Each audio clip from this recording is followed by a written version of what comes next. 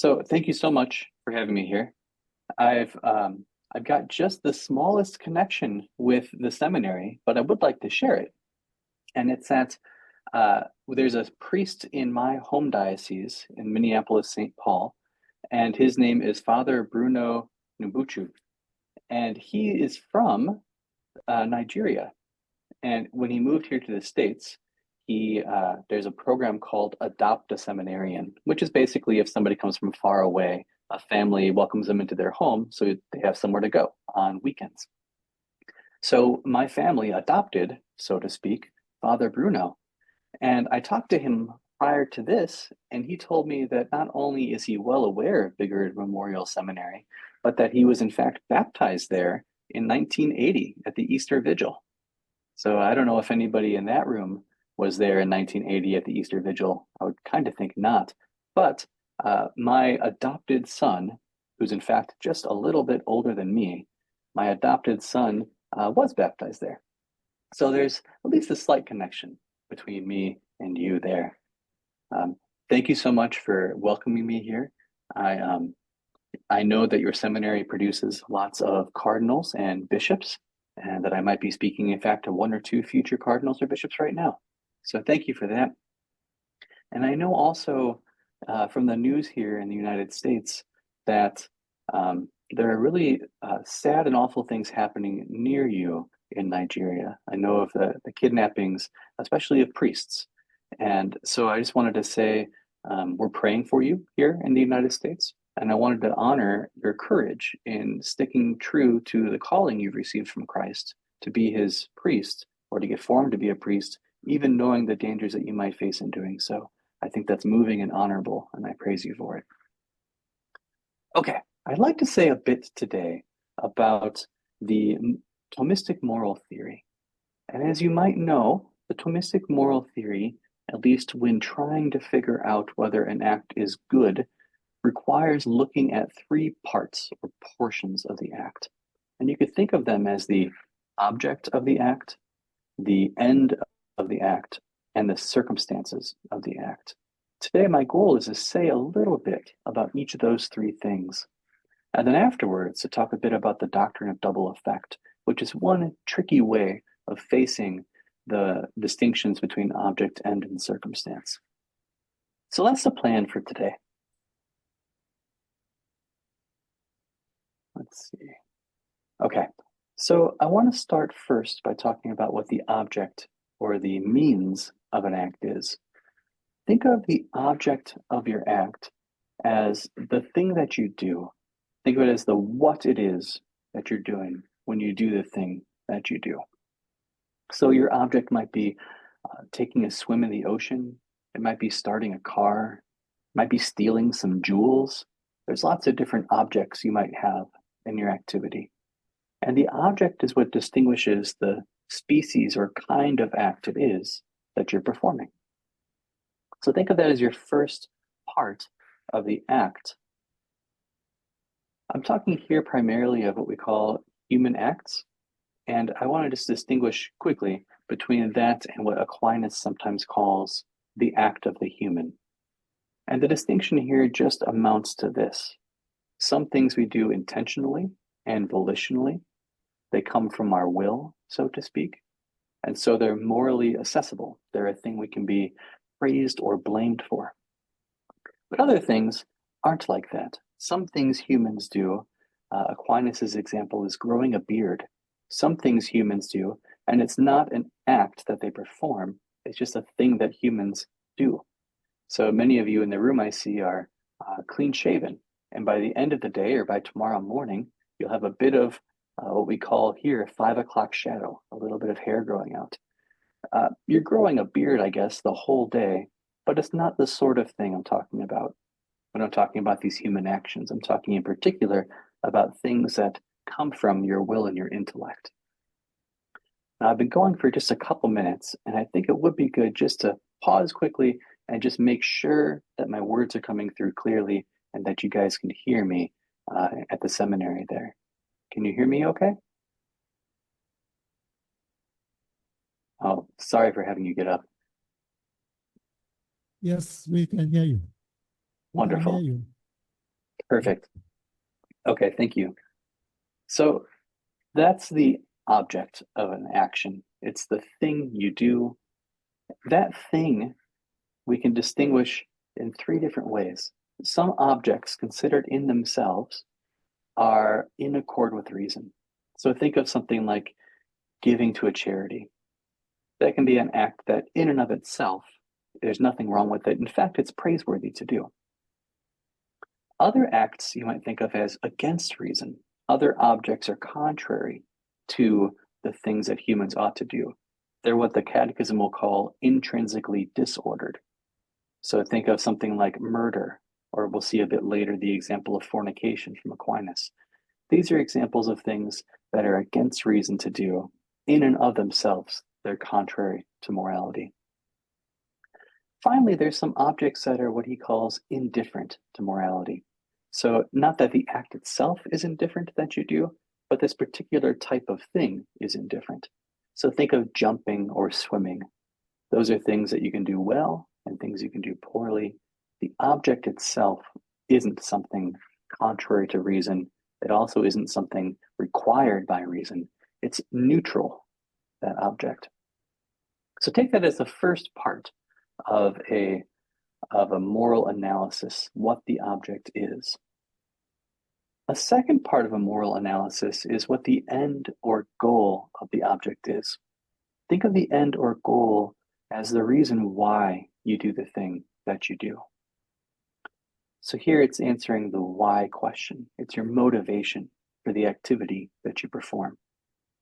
So maybe, like I said before, you're swimming in the ocean, and maybe you're swimming in order to look brave. Maybe you're trying to impress somebody. There, the object is swimming, and the end or goal is looking brave.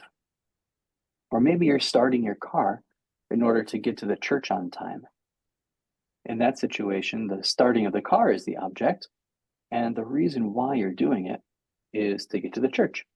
So the end is getting to the church on time. Or maybe you're stealing the jewels. I guess not you particularly. Maybe somebody is stealing jewels in order to get rich.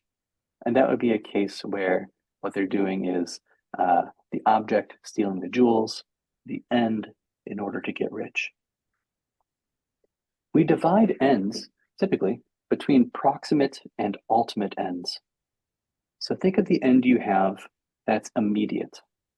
That might be called a proximate end. It's something you want for the sake of some further goal. You've got your eyes set on a further prize, and you see this as an intermediary step to the further prize. That would make it your proximate or immediate goal. Your ultimate goal is instead something you want for its own sake. You don't want it as a useful means to some other thing. Sometimes an ultimate goal can serve as a proximate goal in a certain situation. And here's what I mean. So one goal I have, in fact, maybe the chief goal of my life, is interpersonal union with God. What I want most of all is to be united with God. I don't want that union with God as a means to some further thing, as if I see union with God as a helpful way of getting a new job or something. No, I want the union for its own sake, as an end in itself. But here's something I also know. I know that if I seek out that union, my children who live at home with me will see me seeking out that union. And I know that if they see me trying to be united to Christ, that will be a helpful way for them to grow in Christ too. I know that watching their father pray will help them pick up the habit of prayer. It'll help them think that's just what adults do when they grow up. They get up and pray. So my goal of union with God is my ultimate goal, but I also see it as a helpful goal in getting something else I want too, namely getting my children to love and serve the Lord as well. And so we can distinguish ultimate and proximate ends just by noting whether or not it's only a useful tool to something else, or if it's something you want for its own right as well. I'll give you an example. I might ask you why you're listening to this talk right now. And maybe your answer is, Father Rector told me I must listen to this talk right now. And that's why I'm here listening to this talk right now. But that's probably not it. You're probably here because maybe you want to know Catholic moral teaching better. And this is one way you might get to know it better. And if I say to you, well, why do you want that? Why do you want to know Catholic moral teaching better? Maybe your answer is, well, my end for knowing that is I want to be well-formed in the seminary. And if I ask you, well, why do you want to be well-formed? You might say you want to be well-formed at the seminary because you want to be a good priest. And I might say, well, why do you want to be a good priest? And here you might say you want to be a good priest because you want to serve God and you want to grow in union with God. And if I ask you why you want that, why do you want to be united to God? There's not some further thing you're aiming at. You're not angling at something else. You want to be united with God for its own sake, because it's the highest good for you, because there's nothing higher for you than that ultimate end of being united to our Lord. So we can order ends like that, from immediate ends that you want for the sake of next things to the ultimate end on top that you don't want for any other reason besides itself. So those are ends. The third thing I mentioned are sometimes called circumstances. The object, the end, and the circumstance. We're on the third one now. Circumstances you can think of as dividing in two ways.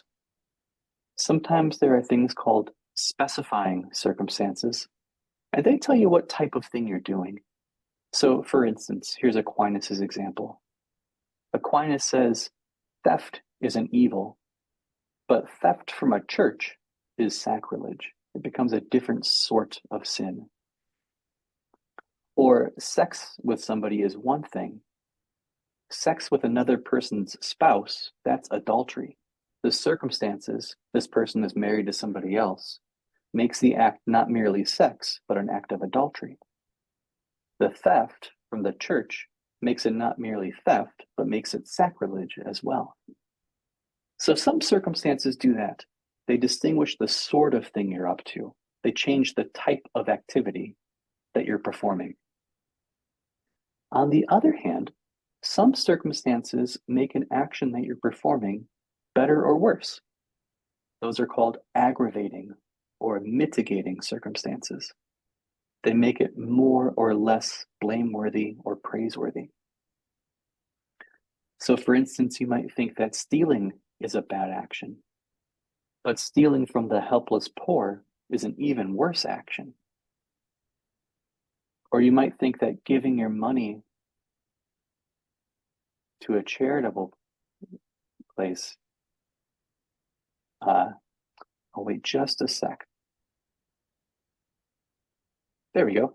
You might think that, can you guys hear me okay? You can maybe just raise your hand, somebody in the room, if you can hear me, and then I'll know. Yeah, we can. Perfect. Thank you, Henry. So the second way is if you give your money to charity, that's one thing. But remember the widow in the Gospels who gives her last mite to charity, and Christ praises her more for having done so?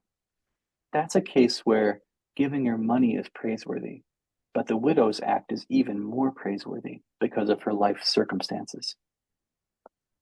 And so what we see here is circumstances divide into two types: those that change the very sort of thing you're doing, like theft becomes sacrilege or sex becomes adultery, or things that instead change the moral blameworthiness or praiseworthiness for the action that you're doing.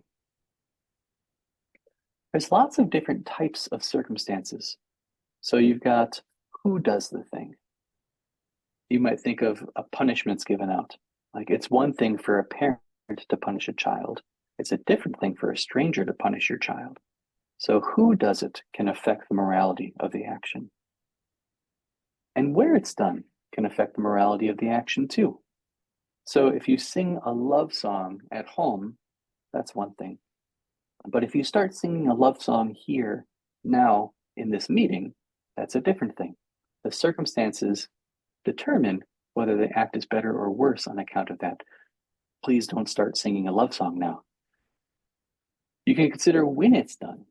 Reading a novel before you go to bed is one thing. Reading a novel now in this lecture is a different thing. And how it's done is a final way. We've talked about who and where and when. How is the last one? Think of cases where you have to break bad news to somebody. A case where someone maybe applied for a job or a fellowship and didn't get it. How you break that news to the person is morally important. So you can do it gently. I'm really sorry. I know you tried hard. This was important to you, but you didn't get it. I'm really sorry. Or you can be cruel and inconsiderate to the person you're breaking the news to. I told you wouldn't do it, you big dummy, and you didn't do it. Ha ha ha. That's a case again where the circumstances affect the morality of the action. Now I've mentioned who and where and when and how. I haven't mentioned yet what and why. And you can, if you think about it, you can see why that is. It's because the what comes in with the object of the activity. That's the what you're doing. And the why of the activity comes in with the end, the motivation behind it. So between the object, the end, and the circumstances, you get all 6 of the standard news reporter questions: who, what, where, when, why, and how. That's a good test for seeing if we think we've got everything relevant to the action considered when we're considering whether it's morally good or bad. We got those 6 questions all considered there. Now I've talked about the object of an activity and the end and the circumstances. I've talked about different distinctions you can make under them, like some objects are intrinsically evil and some aren't. I've talked about different sorts of ends you can have, ultimate ends or proximate ends. And I've talked about different sorts of circumstances an action can have. The last thing I want to talk about is how you mix these all together to get an evaluation of an actual action somebody does. So what makes an action moral or immoral? I've got here a quote from the Catechism, a little quote I'd like to read to you about when an action is moral. So here's what the Catechism says at paragraph 1755. It says, "A morally good act requires the goodness of the object, of the end, and of the circumstances together. It requires all 3. An evil end corrupts the action, even if the object is good in itself, such as praying and fasting in order to be seen by men. The object of the choice can by itself render the act immoral. There are some concrete acts, such as fornication, that it is always wrong to choose, because choosing them entails a disorder of the will that is moral evil." End quote. That was all from the Catechism. What we see there, importantly, is that there's 3 things: object, end, and circumstance. And for an action to be good, all 3 of those have to be good. For all of them, if any one of them is missing, it's a bad action. And we see also Aquinas says the same thing. He says, quote, "An action is not good simply, unless it is good in all those ways," referring to those 3, object, end, and circumstance. So we can think of why that is. Like we can think of cases where you have an illicit or bad end and a licit or a good object. So for instance, maybe someone attends Eucharistic adoration. That's a good object, but does so because she wants to appear very holy to Mother Superior. That's a sort of pride or vainglory, and that's a bad end. So she's got a good object, but a bad end. Or maybe Stephen hums a song under his breath because he knows it'll drive his little brother crazy. Maybe you know that sort of thing from your own homes, an older brother really driving the younger brother crazy. There's nothing wrong with humming a song. That's an okay object to have. But his end is driving his brother crazy, and that's an illicit end. That's a bad thing for an older brother to want to do to a younger one. So we can see some sense in what the Catechism and Thomas Aquinas say when they both say that if you have a bad end, it ruins the whole act. We can see it separately too, the other direction. What if you have a good end, but a bad object? Maybe you want to get a good grade in your class, and so you blackmail your metaphysics instructor in order to give you the good grade. In this case, what you have is a good end. You want a good grade, and that's a good thing to want. But you've got a bad means to attain the end because you're blackmailing your professor to get the grade. Or maybe somebody wants to relieve his grief. He's sad and he wants to feel better. That's an okay thing to want. And so he gets drunk. Well, that's not a good end. That's not a good object to use to get to the end of relieving grief. So again, we see some wisdom in this setup that a good end doesn't make an action good if it has a bad object to it. All right, how about the last one? How about a case where you've got a good means, that's a good object, and you've got a good end, but you've got a bad circumstance? What's a case like that? Well, one example would be the case of performing a song right now that I just mentioned. Maybe you've got a younger brother who wants to show his girlfriend how much he loves her. And so he writes her a song to perform for her.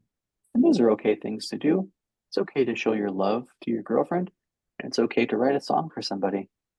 But if he presents it here, now, if he stands up in the back of the room where you are and starts singing, that would be a bad thing to do. Okay, so those were the main things I want. Good result. And the other is a result that you see as a bad result. What about those sorts of cases? Is it permissible to do the act when you foresee the evil result, but you don't intend the evil result? Well, for one thing, Aquinas gives an example just like this. He says, quote, "Nothing hinders one act from having two effects, only one of which is intended, while the other is beside intention." And if you're wondering what his example of this is, he goes on in the same passage to say, quote, "The act of self-defense may have two effects. One is the saving of one's life. The other is the slaying of the aggressor. Therefore, this act, since one's intention is to save one's own life, is not unlawful, seeing that it is natural for everything to keep itself in being as far as possible." End quote. The point there is just Aquinas countenances and in fact gives us an example of a case where someone has an action they're performing, self-defense. They foresee two ends. One is he'll save his own life. The other result is the person will die. And the question arises, can I do this act seeing as I do the bad result that will come about from it, the person's death? Or for another example, think of what the Catechism says about palliative care. This is care for somebody at the very end of their life when they're in bad pain, and we want to diminish some of that pain for them. Here's what the Catechism says at paragraph 2279. It says, quote, even if death is thought imminent, the ordinary care owed to a sick person cannot be legitimately interrupted. The use of painkillers to alleviate the sufferings of the dying, even at the risk of shortening their days, can be morally in conformity with human dignity if death is not willed as either an end or a means, but only foreseen and tolerated as inevitable. Palliative care is a special form of disinterested charity. As such, it should be encouraged. So it's not even merely permitted, end quote. It's not even merely permitted, it's encouraged, but under certain conditions, which were given there, and which I'd like to spell out a bit more. So we can think of one third case before I start talking about the conditions under which it's okay to perform such an act. And that's sometimes people get very serious medical treatments for things like cancer that have really bad side effects to them. So for instance, it might cause serious sickness or loss of hair or severe weakness. There, they're doing an action, maybe taking the pill, maybe getting chemotherapy. They're taking the action and they see two potential results coming from that act. They see one result is potential life. It's never guaranteed, but potential life. And the other result they see is potential serious side effects that are bad and harmful for them. The question there too is, when is it permissible to perform the act when you see two results, only one of which is good, the other bad? Well, to answer that question, we could think about two of the things I said previously in the talk, and two of the things we can add to it here.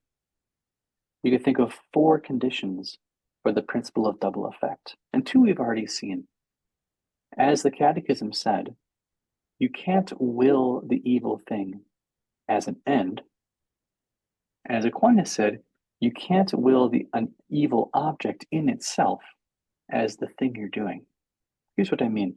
We've seen that the object, the end, and the circumstance, all three have to be morally good for an action to be morally permissible. And so if the reason why you're doing the act is that you want the bad result to occur, that shows that your end isn't morally permissible. And so the whole the whole activity can't be morally permissible. And so one condition for the principle of double effect is that the bad effect can't be intended as the goal of the act. You're not taking the medicine in order to harm your body. You're not giving the pain-deadening drugs in order to kill the person. You're not fighting back against the aggressor in order because you want to kill the aggressor. The end goal isn't the bad result. That's the first condition. The bad effect is not intended as the goal. The second condition is that the object of choice itself can't be intrinsically disordered. Remember we saw the example about murder or fornication earlier? The thing you're doing can't itself be a bad object of action. So the object is not intrinsically immoral is the second condition. First was the end is not intrinsically immoral. Second is the object is not intrinsically immoral. The third is that the bad result isn't itself the means by which the good result is attained. I'll say that again. The bad result isn't willed as a means to the good result. Think of a case like this. I'm in charge of a government of a warring country, and I want them to lose. I want the other country to lose. And maybe I think I'll bomb the other country's civilian populations. Because I see that if the other country's civilian populations get bombed, they'll be terrorized, they'll fear, and they'll demand that their government give up and surrender. In that case, I see two results of the bombing. I see the surrender of the other government, which is a good thing. And I see the terror in the civilians, which is itself an intrinsically bad thing. And in this case, the only way I'm getting my good thing is through the bad thing. I want them to be terrorized because if they weren't terrorized, they wouldn't put the pressure on their own government. In that case, it's a bad case. It's immoral because I'm using the bad result as a means to my good result. Remember earlier I distinguished proximate and ultimate ends? Here, for an act to be good, the whole end tree, all the ends considered, have to be good. There can't be a bad or evil end snuck in somewhere. And so the third condition then is just that the bad effect, the bad result I see, is not intended as a means to the good effect. We saw this earlier in the palliative care example from the Catechism, where they said, quote, the death is not willed either as an end or as a means. That part right there, it's not willed as a means. And so I can't will the bad result as either an end or a means. And the final condition is I have to have what's called a proportionally serious moral reason. What's that mean? I've got to have a good moral reason to do it, and my action has to be proportionate to the end I'm getting. Here's what Aquinas says in that same passage on self-defense. He says, quote, and yet Though proceeding from a good intention, an act can be rendered unlawful if it be out of proportion to the end. End quote. Think of it like this. You're wrestling around with your nephew and he hits you. He's a little kid and he hits you and you're like, I don't want to do this anymore. I want him to stop wrestling with me. And so you grab him and you throw him. Well, that's a case where it's disproportionate. The amount of force and harm you can cause in that situation outweighs the good of having him no longer fighting at you. And so just to reiterate then, we've got these 4 principles that are in play when trying to figure out whether I can do an action when I see it's got 2 results, one good and one bad. The first condition is the bad effect isn't intended as a goal of the act. My goal here isn't the bad thing. The second is that the object isn't itself intrinsically bad, like murder. The third is that the bad effect isn't itself a means to my good effect, like when I terror bomb somebody. And the fourth is that the agent has a serious moral reason to do the act that outweighs the badness of the bad result. So then what have we done by way of conclusion? I've talked about what Thomistic ethics says about evaluating a human action. I've distinguished actions that humans perform from things that just happen to us, like the growing of a beard. And I've said we're only looking at those things that follow from our will or our intellect. I've noted a few important terms like object, end, and circumstance. I've defined them, given examples of each, and then divided different types of each of them. For instance, specifying versus mitigating circumstances, proximate versus ultimate ends, intrinsically disordered versus not intrinsically disordered objects. Given some examples where an action goes wrong in any of those 3 ways. I've noted that for Aquinas and for the Catechism, an action to be morally good has to have all 3 of those things being good.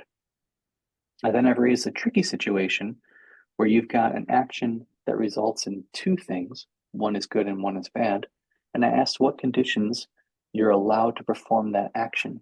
And there I noted a couple examples from Aquinas and the Catechism and how those play out with respect to the 4 conditions that I gave.